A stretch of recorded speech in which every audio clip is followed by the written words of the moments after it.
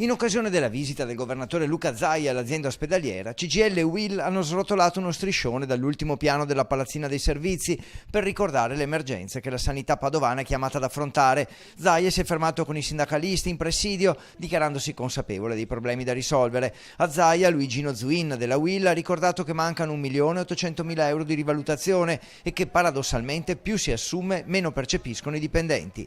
Noi, dottore, se facciamo una differenza fra lo stipendio che percepisce uno dell'ULSS 2 e lo stipendio che percepisce un collega che fa l'alta specializzazione in azienda, 200 euro in meno al mese. La richiesta dunque è quella di avere, a parità di contratti e di mansioni, lo stesso stipendio, cosa che attualmente, secondo Alessandra Stivali della CGIL, non accade. Il problema grosso adesso, anche con il nuovo contratto, la riorganizzazione dei fondi, questa cosa è ancora più evidente, nel senso che noi vediamo che un lavoratore qui dell'azienda percepisce uno stipendio meno di dall'altra parte della strada. Questo è un tema che io ho affrontato da quando ho iniziato a leggere queste notizie. Mi hanno detto di applicare i contratti, affronteremo la questione, ha promesso Zaia. La mobilitazione, annunciano però i sindacati, proseguirà finché i lavoratori non avranno risposta. Stiamo parlando di un hub ad alta specializzazione che presenta una situazione di carenza di organico e retribuzioni al di sotto della media nazionale, dichiarano i sindacati. Inoltre il sovraccarico di lavoro e le limitazioni del piano ferie a causa delle carenze di personale determinano una situazione difficile.